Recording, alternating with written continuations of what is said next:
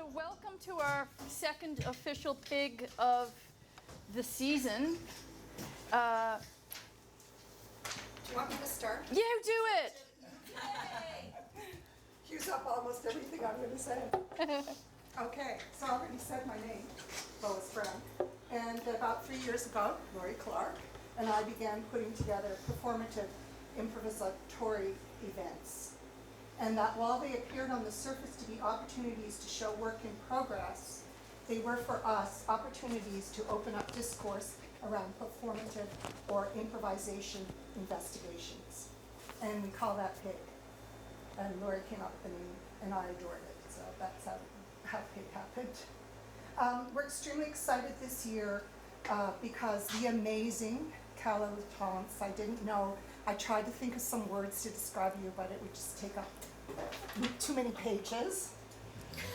Single space. Yeah.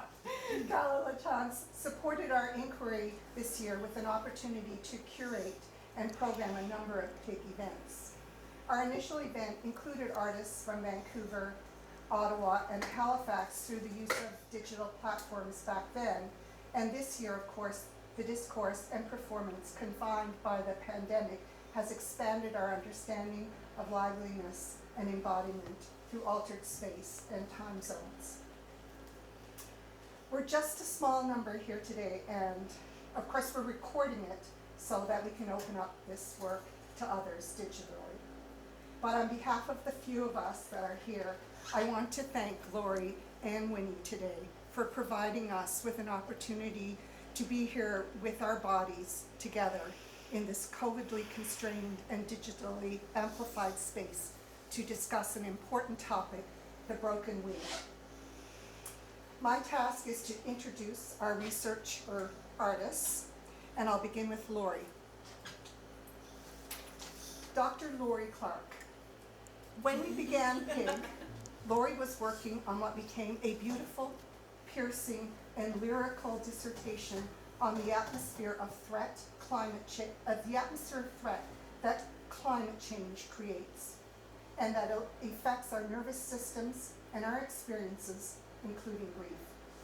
Lori is an award-winning composer who is noted for the expansiveness of her work, spanning musique concrète to jazz to electronic improvisation and composition. Her multidisciplinary dance creation has been deepened through her work in somatics. And in this way, she has also deepened our work because so many of the artists in our community collaborate with her. And that is a full-on collaboration, believe me. This year, she's been working with emerging artist Winnie Churchill, also known as Winnie, to create an event that brings together their music, performative interaction, dialogue, and grief to analyze and synthesize ideas around the broken wheel.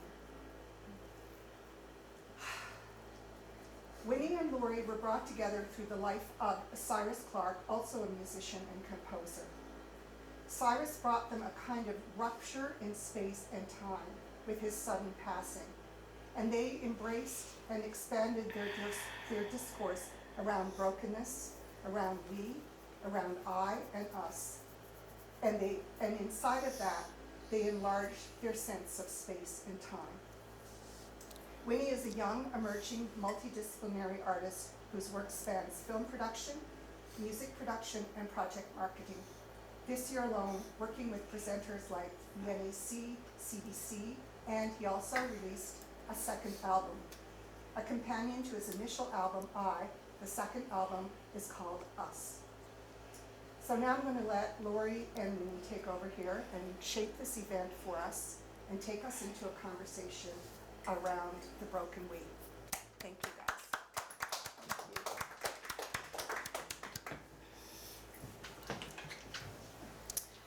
So, there's this thing that we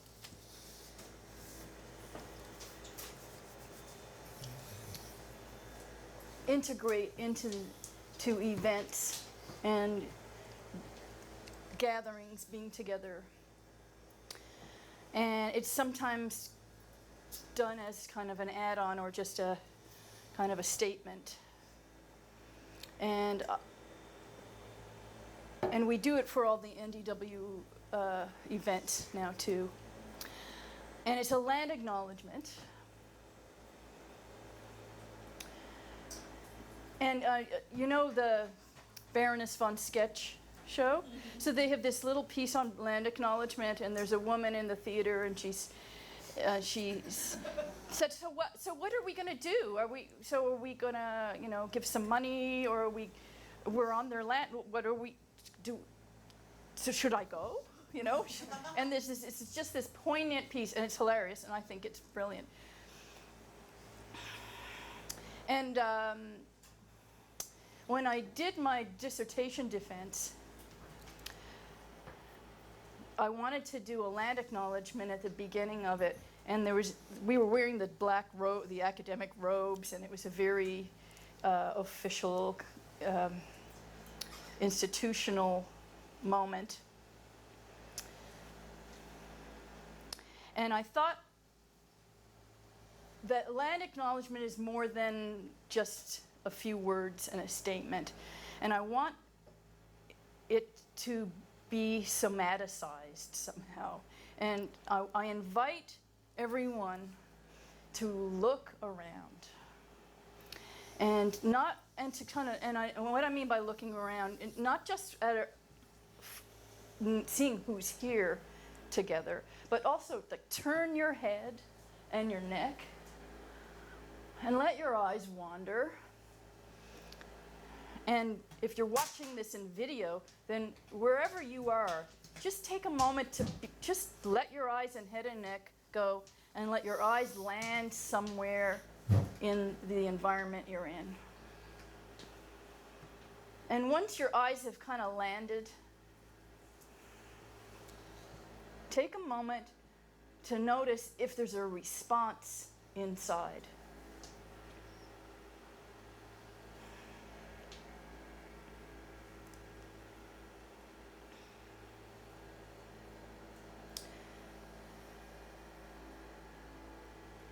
I want to acknowledge the land that we're in is the ancestral homeland of the Beothuk, the island of Newfoundland, and also the traditional territory of the Mi'kmaq people on the island of Newfoundland. And in Labrador, there's the Nunatsiavut,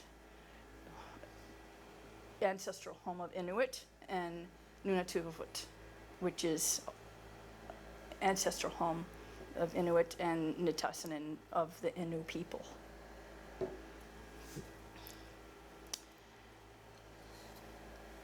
And so sometimes when land acknowledgements happen, you might notice somebody rolling their eyes or having a response that's uncomfortable. And it bloody well should be uncomfortable, because we're in showing up to our own nervous systems and our relationship to the land. There are histories that may not be directly accessible in our stories or cognitively, but they're living in our bodies, and they're histories of trauma.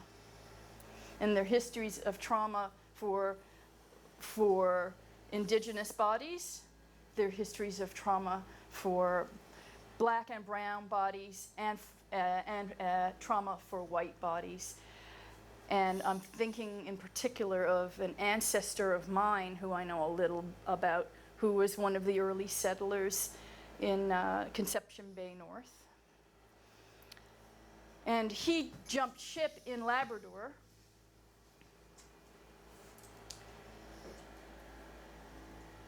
changing his name.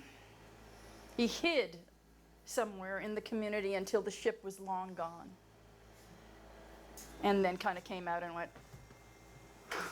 hi. I don't know what it was like, but he was not coming here on a picnic.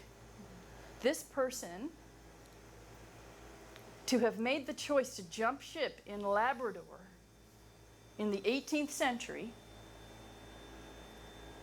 had been around the corner and seen some shit that was pretty horrible, and been through some things in Poole, in the port of Poole, Dorset, where, if we want to bring in some of the language of archipelagic thinking, was part of the slave trade. And my ancestors were likely building ships that were slave ships.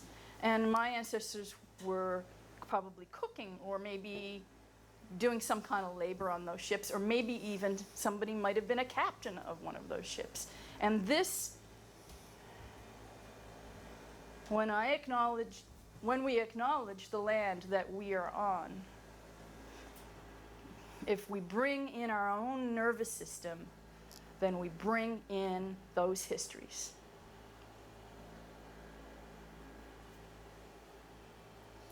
And those histories are a history of the broken we, where trauma has led to disconnection, has led to the kind of responses that make it hard to connect to ourselves and each other. Because we're just in a mode of survival.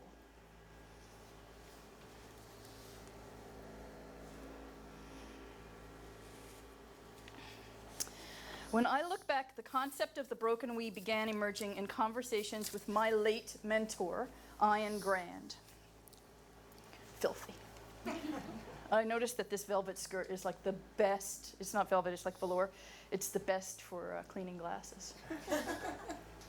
So my mentor, Ayn Rand, he was one of my professors in the California Institute of Integral Studies somatics program back in the early 90s. And he invited me into this project called the Social Somatics Research Project. And it was a project in which black and brown and white bodies were just doing somatics together in a way that was justice-seeking. And it was really an amazing introduction to what happens when, it was like a lab, but it was a safe space for really messy conversations. And I've also come to understand that neuroqueer bodies were really welcome there too.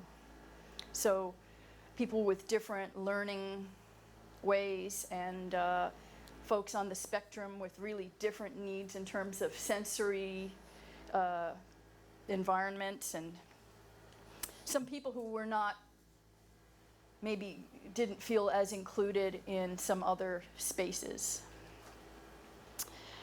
So Ayn's work integrating neuroscience, somatic practices, and social justice was cutting edge. And I'm only now just beginning to metabolize some of what I began learning then. The concept of the broken we re-emerged and began to articulate itself in my notebooks in 2015 during a somatic experiencing training module on working with traumatic stress responses to horror, terror, torture, and ritual abuse. Like Judith Butler's tenuous we, the we I refer to here is not the nebulous unity of oneness, but the potential for specific, complex embodiments of relations. It also relates to Tammy Spry's willful embodiment of we as a guiding principle of utopian performatives. The broken we is a way to name the capacity for being in and of the world with a sense of vitality, complexity of connection, and agency that is injured by traumatic stress and injured by stress of now, but also these historical and epigenetic factors, which I think of as historical.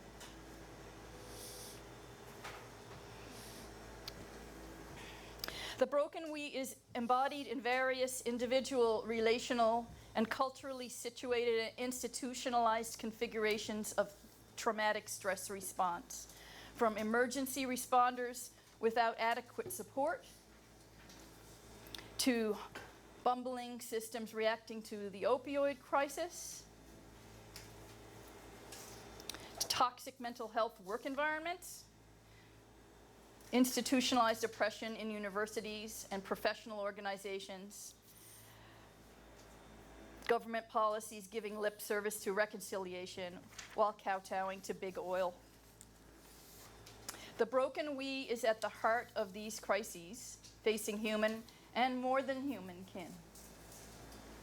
We embody ecological collapse, as do corals and bees, bears and whales, in postures, tissue states, and behaviors. The we is broken when our capacity to connect is injured through exposure to cumulative and ongoing traumatic social and environmental stressors and normalized violence. For some humans, the injury starts before they're born and during the tender days, weeks, and months during the initial myelination and development of the ventral vagal or social engagement system. For some, the capacity to connect is learned in an atmosphere of threat. For others, connection is broken or overwhelmed later. Remattering. That word's in there for you, Lois. So rematerializing, re-inhabiting frozen bodies and healing the broken we requires theories and practices towards an intercorporeal becoming that includes sensings and worldings with each other and with more than human kin. Embodiment and expanding awareness of intercorporeality and co-regulation requires us to speak the language of the autonomic nervous system and the layers that fly below the radar of consciousness. So this means paying attention to sensation, which is the language of the nervous system, and especially proprioception and interoception. And proprioception gets brought, if you turn your head and look around, it engages with the proprioceptors in the brain, and by just simply the action of turning your head and looking, we can make it, if it's in a safe enough environment, the nervous system can get the message. It's relatively safe, so I can be connected to myself or what is happening. So this is the territory known really deeply in some forms of contemporary dance and the field of somatics. This work doesn't abandon attention to the social situatedness of bodies and questions of power and agency. Quite the opposite. A justice-seeking somatics brings awareness to these more than cognitive, self-protective survival impulses that are at play in merging and emerging cultural spaces. And it also recognizes them inside histories of colonization. A justice-seeking somatics acknowledges intersectional histories of social and economic privilege, gender-based oppression, and racialization. Attending to persons and nervous systems means naming historical and intergenerational trauma, ongoing micro and macro aggressions, acknowledging the ongoing colonial project, settler moves towards innocence, white fragility, and the grief and rage of those invisible to dominant culture due to racialization, gender, queer, crip, and neuronormativity. Local work in community joins with a growing international community who are finding refuge and agency in somatic explorations of racialized and marginalized bodies and more than human kin relations. Today we are doing a little small piece of this work in considering two pieces of artistic research that are unfolding in conversation here now in this pig collision or collusion. Colluding. So what we're doing today teases out a little bit about how one artist, Erwin Davidson or Winnie Churchill, he's doing artistic research. And so we were talking back in, I guess it was August, and when he was talking about how, we were talking about his album and how it was coming out later in the fall. But he had been doing these videos and he wasn't sure what they were for. I said, well, can you say some more about that? No idea, actually. Yeah.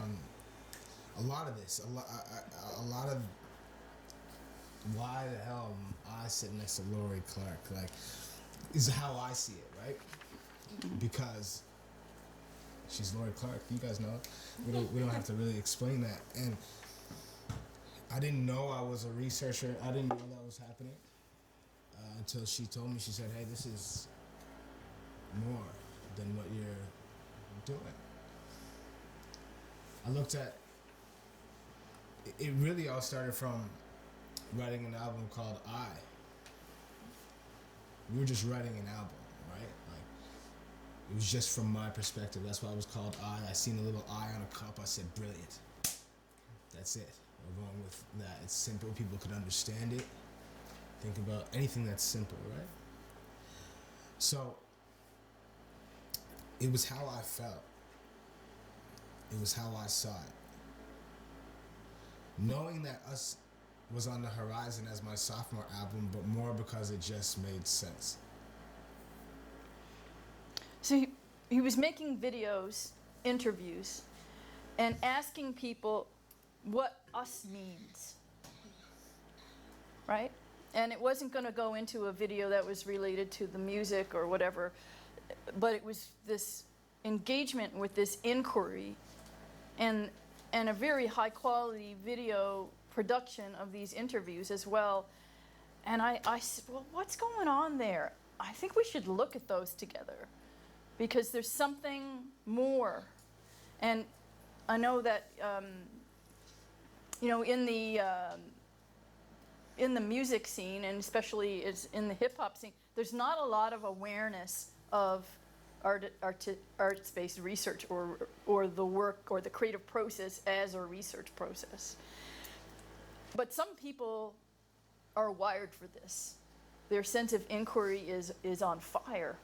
And so we started to look at the videos that Winnie had made. And it just completely connected to this concept of the broken we. And so we're going to tease a little bit of that out. And there's this methodology that I named in my doctoral dissertation. It's called somatic artist researcher practice. And so it's a messy, unsettling, dissonant, and risky kind of methodology. It's not neat in any way. But one of the things about it, and I felt like we were on the same page, is that it doesn't disallow the erasure of people's experience. There's this value for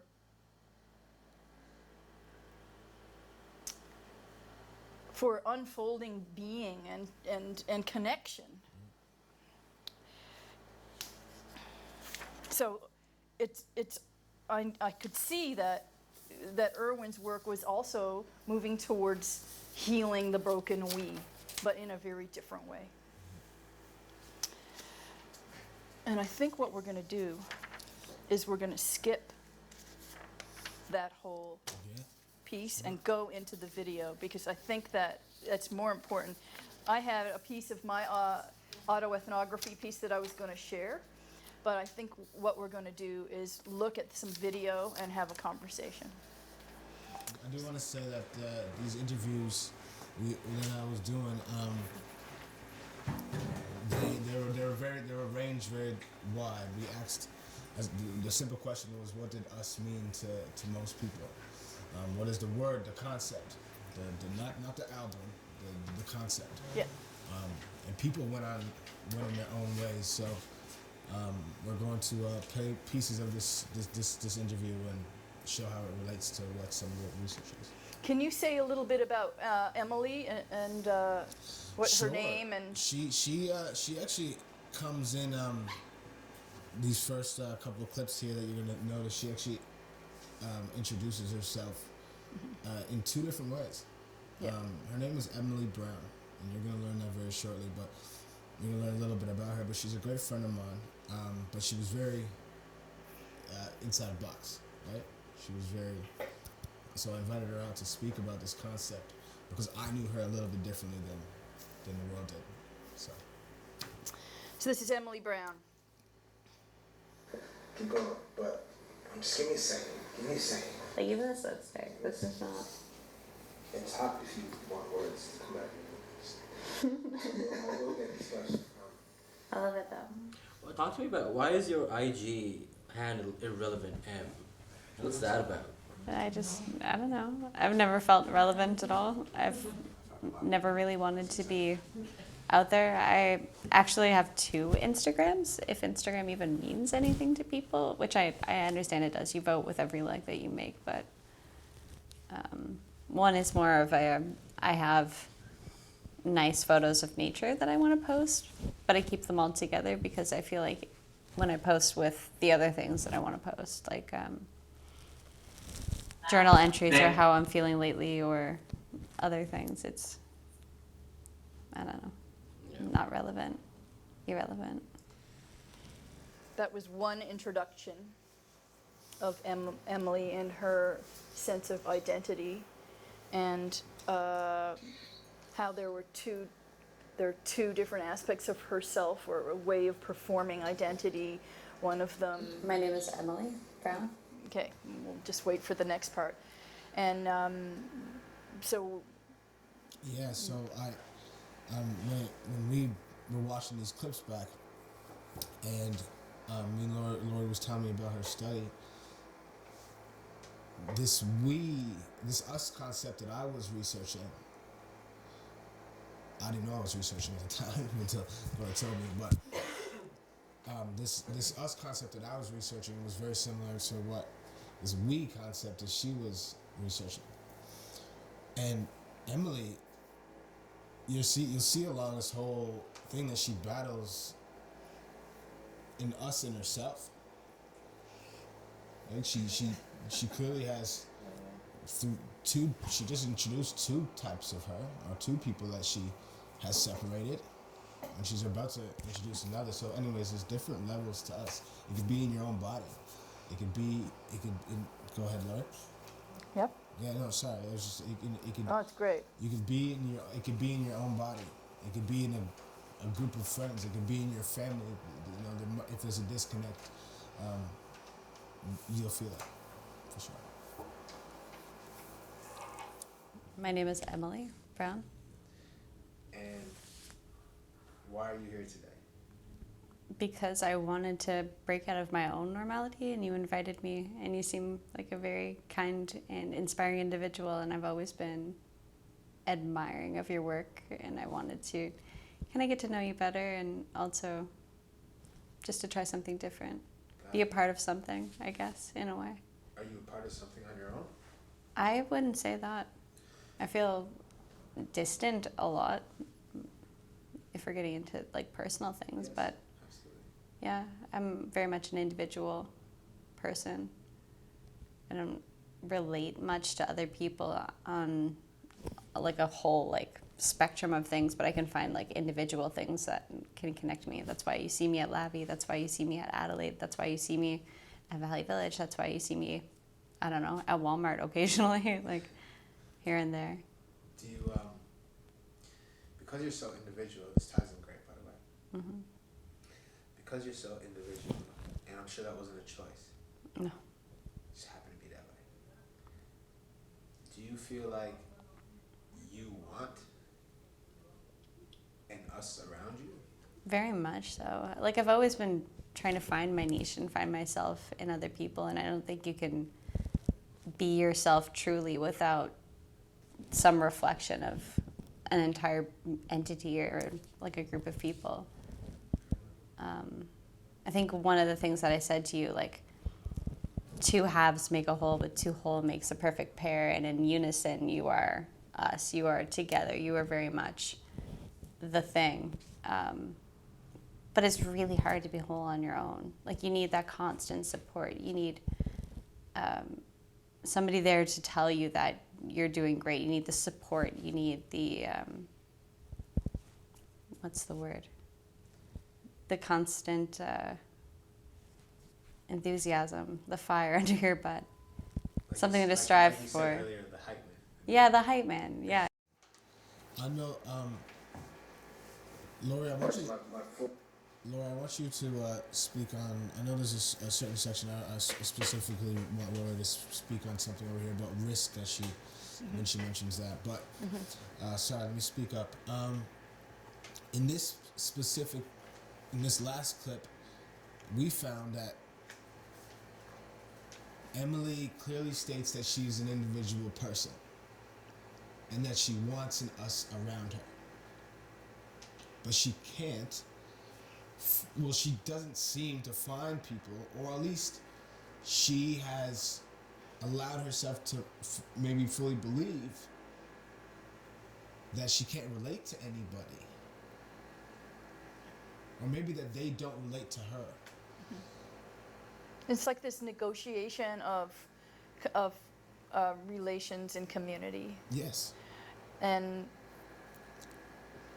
I wanted to also notice that at some moments in the interview that Emily uses her hands and does this gesture quite often of kind of a pushing.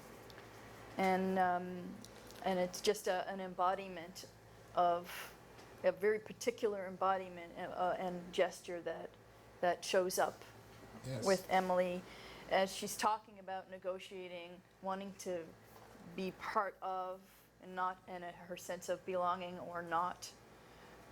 And there's these gestures that are about, her personal space and boundaries. So there's so much richness in just these little clips. And also, her language around wholeness and about her beliefs and the cultural beliefs around what we need to be whole. Yeah. And is that her, or is that society? Yeah. What has society led us to believe is whole? Or is it just in our heads? Like, what is that? It's an interest. It's something I want to say before we continue is Emily is one of the most beautiful people I know. Like, just brilliant, clearly knows how she feels, which is rare to find these days. People who know how they feel.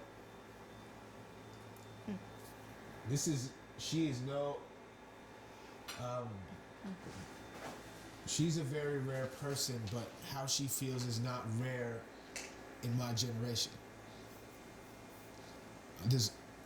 Most people I know feel very similar to this.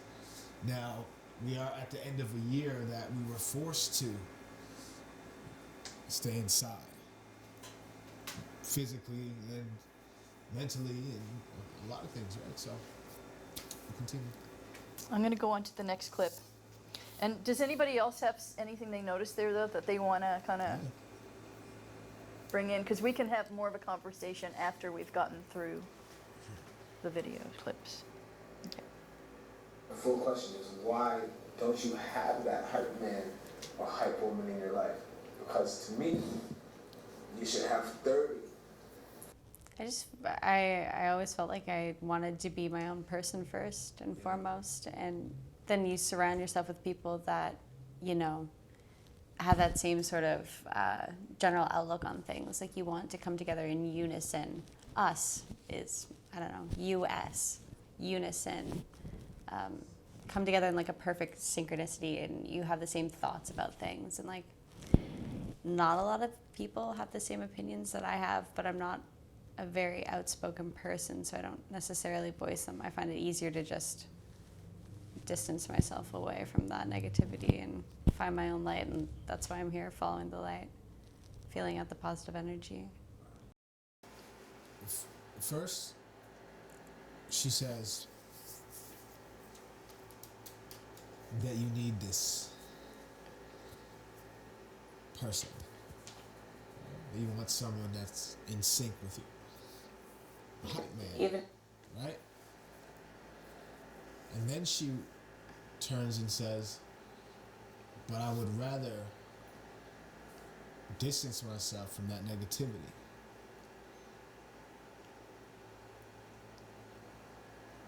She acknowledges she needs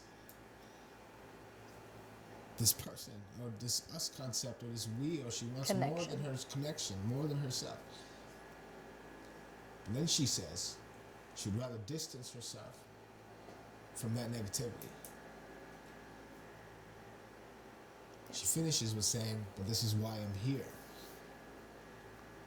Feeling out the positivity. The broken we is a massive concept. It's within us. It's in body, it's out of body. And I think everybody deals with it a completely different way. I think that's why this question will never end. You know, I think that back to my album for like 3 seconds, the I to us thing, that was my perspective to a perspective that I took from everything else, right? It was, this is how I hear it, this is how I see it. And then we went to us, and this was like, how do we feel it? How did the world affect me? Let me let other people take the lead. You can control it when it's I. You can can't think you can When you control it. think you can control it when it's I. But when it's us, it's a lot different. It's a lot different, as we all know. You know. If anybody's had Even in if anybody's had a loved one in this room, you know how more challenging than us can be than yourself. Even in coming here today, like I'm taking small risks, and I'm noticing more reward, and I don't think that's what having a community and being us is about necessarily, is being rewarded, but having a place to go where you feel safe and you feel comfortable. And I feel safe and comfortable. Absolutely. 100% I'm willing to risk it any day. We were talking about how, you know, she talks about risk and how when we connect, there's a risk. It's like it's sort of relates or is similar to when we do an improvisation. If we're putting ourselves out there with someone else, and the risk is that we may be changed, or what we're doing may begin somewhere and we don't know where it's going. So there's an embracing of the not knowing piece in that risk as well. I just want to find the note that I had. So one of the things that Emily mentions is that she's okay taking that risk, but it has to be safe enough. The environment has to be safe enough. The community has to feel safe enough, and safety is also it's about perception. It's about perceived threat or safety. So that ties into that historical. If the nervous system has grown to be in a state of orienting to threat or perceiving threat on a bodily level, then finding connection and safety is really, really hard. And many people, many of us have underlying experiences of feeling threat that have nothing to do with the environment, but that are something that we carry. And it's a traumatic stress response. So, and risk it. So healing the broken we considers the riskiness of connecting with others in spite of knowing that loss and grief are the cost of connection and love. So it's not just risky, oh, it feels a little bit uncomfortable. It's real risk. Because when we connect and when the connection could be broken, and we may not have any control over it. And when we love, then our heart may be broken and we may lose someone, they may die. It could happen and will and did. So Emily talks about risk, and I think, that's so complex. And I think it's something to acknowledge, right? Yeah. I know, and I don't know. I know my friends of friends, mutual friends. I know there's a pile of people jumping into relationships without knowing or not without acknowledging the risk. It's okay, you want to be free. Leave those doors open. But you have to acknowledge it. Creating safe spaces is safe so spaces. important. For sure. And like and we fail many times. Absolutely. Failure is a big part of trying to create those spaces. So let's see.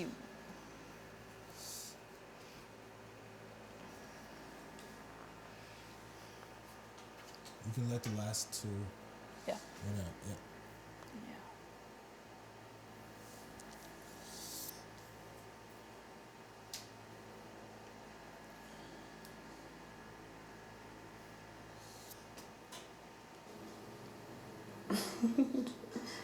That is a deep question. I believe I'm capable of love, yes. I think that it needs to be very clear because sometimes I have trouble recognizing the signs as a lone wolf. I don't necessarily see every sort of reach out as something that I should be reaching back for. And there's only one more. Yeah. So we'll discuss it after.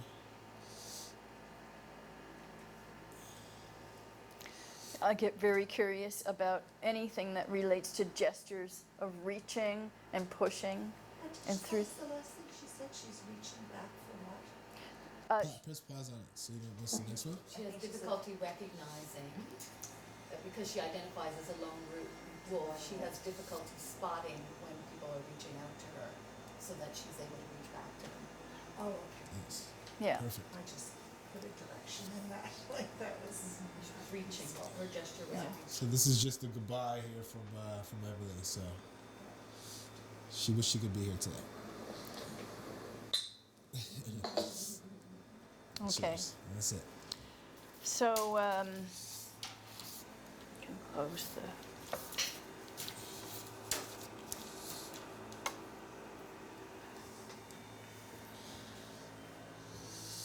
So I wanted to open up the conversation. Please. And what do people have any questions or And if you want to fold up thoughts? your paper and put it in your pocket and take it home, you can do that too. But So this is one video. There are several videos that Winnie took exploring, reaching out into these relationships with different folks and having these conversations about us and connection. And I wanted to hold up the work he's doing as an example of artistic research.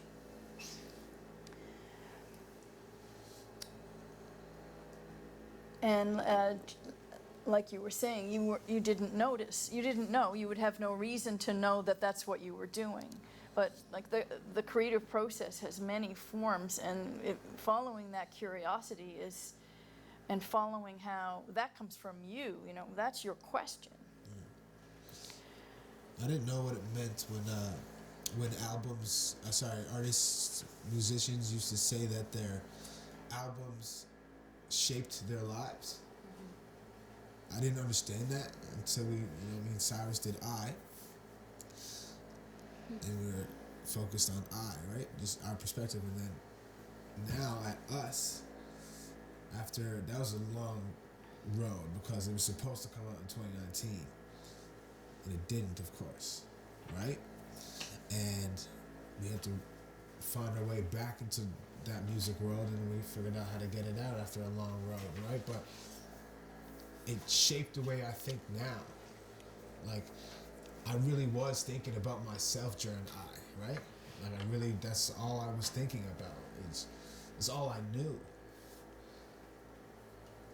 But after so many things happened, and in life, and literally, I started thinking about us. I started thinking about my girlfriend way more, and I had no idea why. But I started to feel her. She would go to work, and it was 10 minutes. Love ya, miss ya, right? And since when did I get soft? Can't tell nobody that. And I started to really feel us. And then COVID, I'll never forget certain days. March 15th, sent home. March 23rd, last paycheck. You know, April 15th, George Floyd, I think. And that hit, I didn't even know what that meant. I grew up in Toronto. My best friends were white. My family's best friends were white. My mom's best friend was white. A white woman pulled me out of my mother and became our best friends of the family. My best friend growing up was white. I never identified as a black man until 2020. I couldn't even stand. I think I might have called you. Because they were doing the stand, the march. I couldn't go. It was bad. I couldn't move. Yeah. I didn't know how to feel. I didn't know what this connection was to all these other people. I called my aunt who's 70-something years old. I said, what does this mean? She said, you got to go with it. Go with your feeling. How do you feel? I said, how did this work back in your day? Give me a tip. God damn it, you know? Give me a tip. No, she just goes with your feeling. Yeah. So it really started to change. Now, like this, I can't think for myself. I can't think just about myself anymore. Lori brought this, started speaking about the broken weed with me, and you know what we've been through, so that was nuts, and it all connected, and Sai was the start of the story, with starting with I, and then how it all played out, and then caring for the broken we, and we're broken weeds, so. Yeah. But there is time. Yeah, And and we are this is fixing, the messy, this is the messiness. This is it's not a neat package. And it's in our bodies. Like I just like check in. If we could take another minute and just check in on like where are things landing here, as there's lots of moments that are really uncomfortable, right? And so where do we go with that? Do we pretend it's not happening and, you know, sit up and stuff it down, or do we create spaces where messy conversations can begin?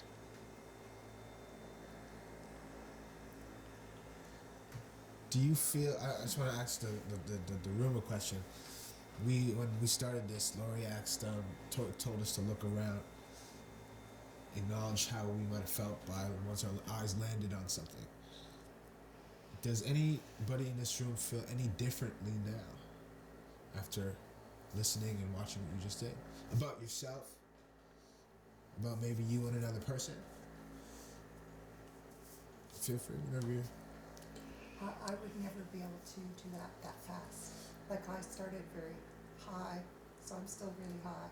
because it takes like a long time for stuff like that to think in. Yeah. So also like, you know, there's a lot of ideas, all of which could be expanded on, Oh, yeah. you know, so much Yes. that my brain is like also opping my nervous system. Yeah. So, you know, like I think when you open something like that, it's like the same thing that I ask people sometimes, oh, I really thought that was a great production Yes. Yeah. the night that they saw it, or I really thought it was shitty. And I'm just kind of like, well, what are you gonna think a month from now? Exactly. Because sometimes your favorite thing Wait. just disappears, Oh yeah. and then something else just stays and haunts you. For sure. You know, so, and then even like you, Emily mentioned the word enthusiasm, which was a big thing in the show that I did. And I think that even enthusiasm can just go away, or it can stay over long periods of time. And I find this, I know I'm all over the place too, sorry everybody, but I find this like, this idea, this rupture of time, and the fact that we're like together in so many time zones, and that you're discussing the we, because for me, a lot of the we during the pandemic has existed over so many time zones. And I started thinking about our own time zone in Newfoundland, which is actually a relic of when we used to be a country. So in some weird way, we're always living in the past, just by living in the present of Newfoundland. And just the way also, you know, I know from little bits of conversations with Lori, so I'm imagining the same with you, the way like Cyrus has like, she's almost been a portal to collapsing, like in the same way that it collapsed time and space. It just like went whew, and put me anyway, or when I listen to you talk about it, I feel like I'm in outer space. And that's and outer space is not the right word, I'm sure there's a word in physics, like it's the void. You know how inside the void in physics, there are a whole bunch of other entities? So it's that type of void. And that's a lot of my pandemic experience. Anyway, I understand. I feel a bit crazy. No, I understand the outer space feeling. Yeah. Completely. I have a question Please. for you as in terms of creating the kind of journey between the I and the we. Yeah. Are you able to describe the pull Yeah. that you experienced from the I into the we? Like what? I hear you describe that you have just this desire for we-ness. Yes. Yeah. You think about other people, and other Yeah. people occupy your space, which, but do you know what pulled you into the we? Yes, absolutely, for sure. To give you a little bit of a backstory on me, for those who don't know me here, is I've been an I a very long time. My mother passed away when I was 10, and I never met my real father. Me and my sister split up, you know, as a young age. Got a knock on a group home door that I was in Toronto when I was 15 years old, and some guy was there, and I hopped on a plane. I flew down to Trinidad and Tobago. I met my real father that day. Clyde Armstrong is his name. Never forget it. Walked up, shook his hand. He never let go. Why is this man holding my hand, right? You know, and met this man. Found out I had 8 brothers in the Caribbean. Flew back home the next day and never saw him again. The guy who flew me down there his name is Sean Davidson. He's my uncle. He's my mother's brother. He explained to me why he wanted me to meet my real father. Then 2 days later, and my mother passed away at 10, no dad in sight, so you can imagine I was a bit more rebel-y, right? Much an I. Much an I. Yeah. Protecting. Yeah, nothing made sense. The only thing that was supposed to stay in my life was my mother, and it didn't stay. Nothing made sense. I don't care about anything else. Nobody's telling me nothing about nothing. This doesn't make sense. So that pull you asked, I've been pulling towards a we concept my whole life. But you didn't necessarily know it? I didn't know it. All I've ever wanted was to sit down at a family table with the family my whole life, and I can't wait to do it. I will.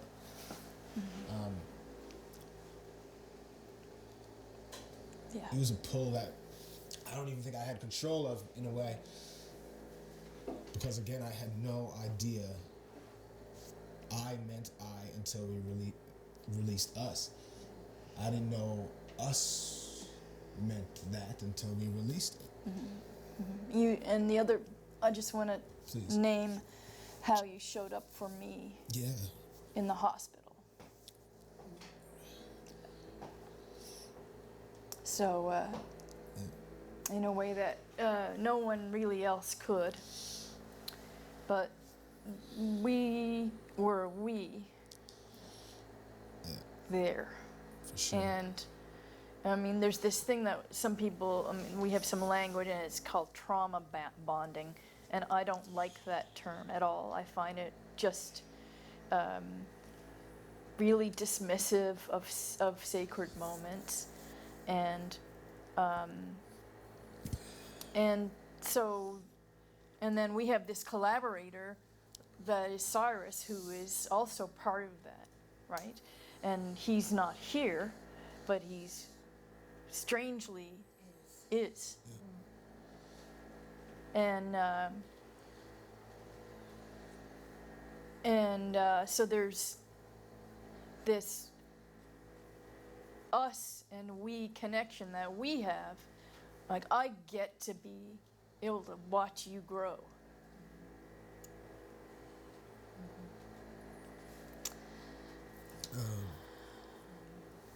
And I get to be able to notice that you're doing this shit that's got a lot of subtlety, and it's important, and it's research, and it's artistic research, and to hold it up and say, you know,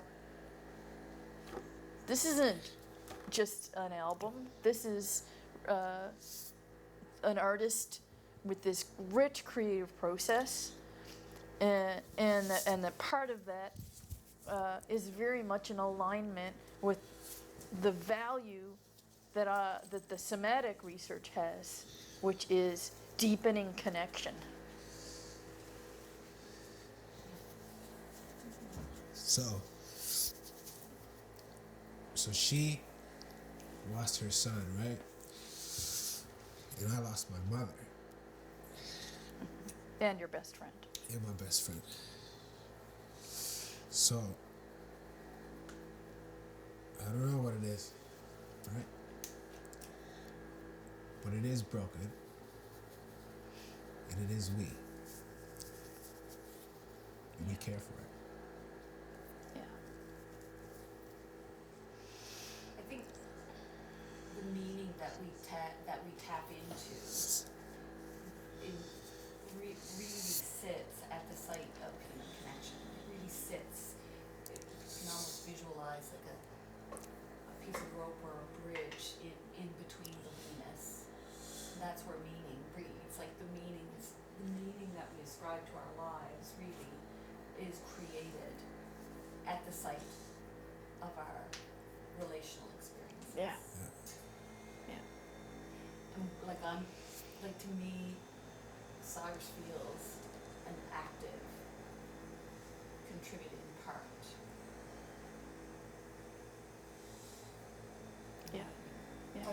And it's just like meaning is sort of like I just feel like that's sort of what we're talking about. Yeah, It's for just sure. like the meaning that keeps us void within this kind of human suit. Yeah. I just have also the same feelings outside of human. Yeah, I'm just gonna add like that I have those same feelings, but it's outside of human connection. It could be my connection to my piece of foil, for Yeah. example. Or our dogs. The same Thank like you. that.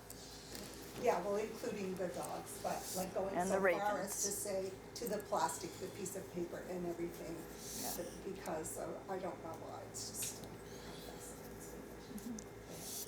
Yeah, just go, I'll leave it open. I'll follow your guys' lead and just leave it open-ended. Very good. Yeah. Anybody have anything else they wanted to notice or add or share? I would say kind of back to your question, Winnie, but just in general, I feel I've cried already about 5 or 6 times since for an hour. So I've been really emotional a number of times for different reasons, which is not a surprise. But in being emotional in an environment kind of like this and with this kind of conversation and thinking about sensation Yeah. and risk and open hearts and how dangerous that can be as far as how much we can suffer. I'm just thinking about that, and I feel a little bit out of space, or I feel a little bit high, kind of. And I feel really like my heart is like a big, humongous sponge. Yeah. Right. Like that's how I feel, and Yeah. it's funny. This refrigerator. Making all this sound. Yeah. And Not the next word I thought you were going to say. I know. No, I was not. But when I first came in, perhaps it's just my nature, and perhaps it's because it's my sister's cafe and all the things. I was like, oh God, it's too loud. Oh God, I should do something. What can I do? But I don't. Whatever. There's food in it, and it doesn't matter. And I was just like that for like 3 seconds, and then and certainly now I quite love the vibration and the hum of it. And Right. actually, while it was all happening, I found it quite. I don't know, like a nice accompaniment of it to Yeah.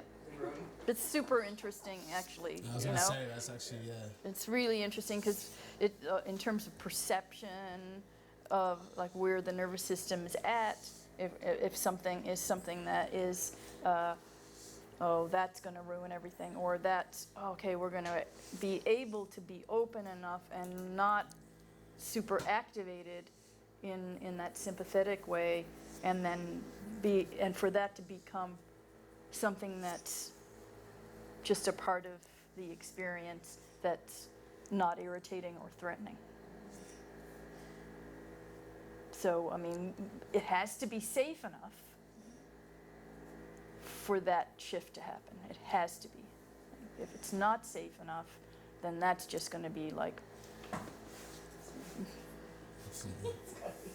and that happens here, and it happens in our viscera, and it happens in our musculature, and it happens in the fascia, and certainly the kidney adrenal system is part of that, and our eyes and ears and Also brain. happens in response to others. And it's not in a vacuum, it's together. Yeah, Happens in response to others. yeah, yeah. Like It- I think it's happening here in this space. Yes, so the word intercorporeality is a beautiful word. It's from Maurice Merleau-Ponty, I'm pretty sure. And then there's the idea of co-regulation, which means that there's no such thing as self-regulation in a vacuum. Now we're doing it together, and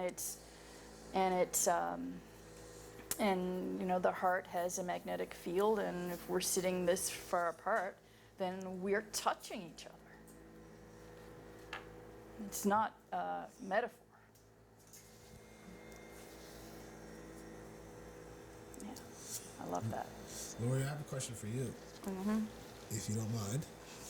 How do you feel with this study now? Not ever since this even, but like where do you take this question, caring for the broken wing now? What happens now? What happens And I now? know the but where does it go? Where does this? Does it end, or where do you see this? No, it doesn't end. And I don't know where it goes.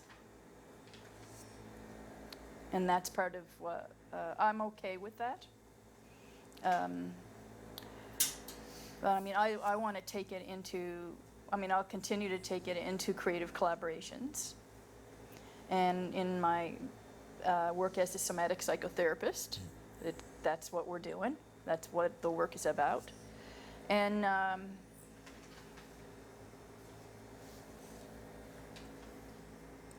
you know, the writing with care that Lois and I have been doing for a few years together.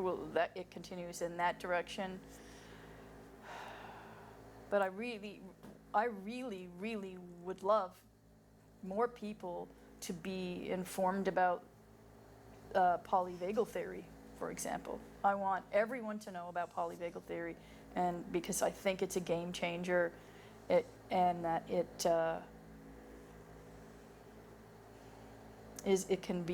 can go a long way in helping us, rather than pathologizing ourselves and each other, doing more connecting. What did you call it, Lori? Polyvagal theory. So it's the work of Stephen Porges, which I'll do a pig on.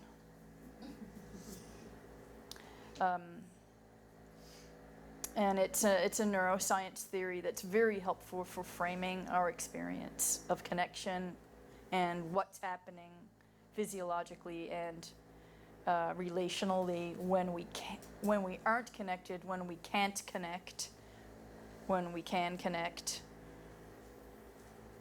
how we perceive safety and threat. Yeah. And I just want to share it with everyone.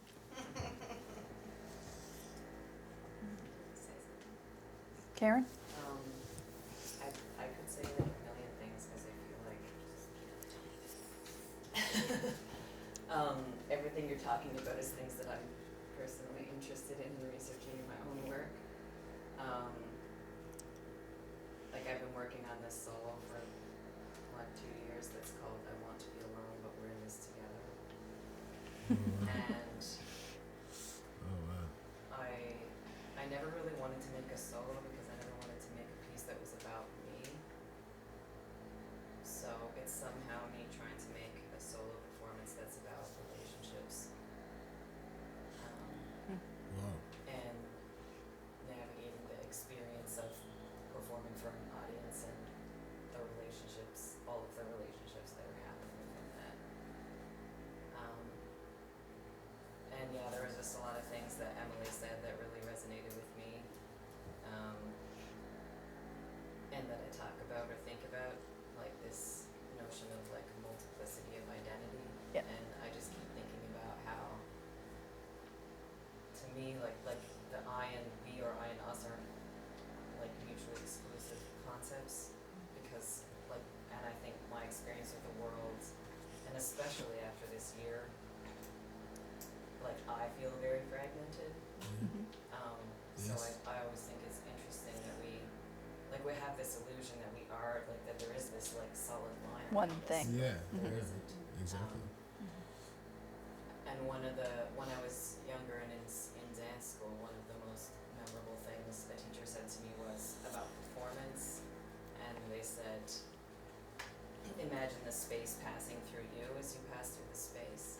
And that was like the most useful thing anyone ever said to me about how to perform. So this is just like all the stuff that I'm always thinking about. So that was really nourishing. So maybe one of the directions that this goes in is that this conversation continues in different ways. And so that's exciting, Karen. Thanks for connecting with that. So another important direction of today has to do with cake. The best part. And so, I just wanted to say one other thing before you have cake. yeah. I have a lot, I haven't even begun to process half of what was said, but because it's so deeply personal, but also so relatable and human. And I'm so glad that you brought the nervous system up, and of course you did, because so much of your work is somatic experience, but I'm so glad that you're talking about it in a way that is really about anchoring a lived body, a breathing, living body in the moment in our experiences. Like I really want to come back to even this video and process, but I'm really, in the moment right now, what I'm thinking about is how I've often thought of trauma and how we deal with our own traumas in life or huge life upsets as an individual private experience. Yes. That we have to deal with, that we need to get help, we have to see a therapist, we have to help ourselves through these like traumatic experiences in order to somehow not just heal, but somehow like move on and get past. And I've come to learn, well, on one level, that is those things that happen, they never go away. We just learn to live with those things in a more deeper kind of space and understanding. But also, I'm really thinking right now in this moment about how one's trauma on a personal level can be expanded upon to be a collective healing space. And how even just listening to Emily, like even many of the things she was saying are quite simple, but the level of questioning and the level of introspection I feel is so needed right now in our world, and that we need to be thinking deeper about just the simple ideas of who am I, who are you, who are we together. Like that was beautiful to just see a simple conversation unfold in the form of this interview. Question such basic things that I think many people go through life never asking about, never feeling that they have a responsibility to ask about, that other people's problems are other people's problems and it's all separated by these invisible walls, but really we are in this space together and we are in this world together, and the more we can sit within these things together, I believe there's a lot more rich human liveliness that can come from experiencing the fullness of being human. So thank you so much, and yeah, for also just giving us so much to think about, I think, for quite some time. Beautiful. Thanks, Kella. Yeah. Thank you. That was beautiful. Can I say one more thing? It's not about cake. I'm sorry, I'll try to be fast. It just, that just made me, so Kala saying that, she's only thought or able to process half of what she's heard, and that just triggered it in how you spoke about, speed of The system. digesting or being able Yeah. to, right? And you talked about metabolizing the work that you did 30 years ago. 30 years ago, right? And I'm just thinking about this past year, of course, for everybody, the way that time is so Yeah. dramatically different, right, in our experience of it, and thinking about Time. the way also time gets so disrupted when we have such a vicious shock, like losing Yeah. Cyrus. But I also feel as though, like, maybe, or for me anyway, just to speak personally, like, I feel as though it's quite healthy or valuable, and it's better. I'm better. I've become better, literally in the last year or in some recent period of time, at letting myself take much more time before I need to decide that I know something, or just spending time in not knowing and being okay with that, and not trying to make a decision, or letting myself be sad, or just literally spending a lot more time and taking pressure away from some kind of schedule of intellectual something. So when we orient for our nervous systems to know we're safe, we do it in space and we do it in time too, right? So time is like what you're talking about letting time, or not being at this speed, because when there's a response and it's a traumatic stress response, it's probably fast. But when we take the time to slow things down and maybe even just notice a response that's happening in a moment, in a frame of something, rather than having to even metabolize, a sentence, just the first word in the sentence. and then the other piece around time, of course, is that at the beginning I did something that was about orienting to where we are in time in terms of historical trauma and the colonial project and all of that, which is a history that's here. And I think that we have to orient in time as part of beginning to touch on healing that trauma too. I think I think everybody changed in this last year. It's just like you're saying, like this last year was, you found yourself you gave yourself more time thinking about things, COVID was traumatic, right? Tragedy. A lot of people died, a lot of suffering, a lot of horrible, right? It ain't over yet either. It ain't over yet.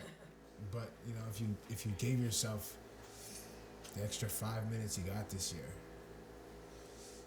or if you have an extra 5 minutes yourself, you should be doing that more often. But I'll stop. Take it. Yeah, it'd be great to stay and keep and just go into this some more.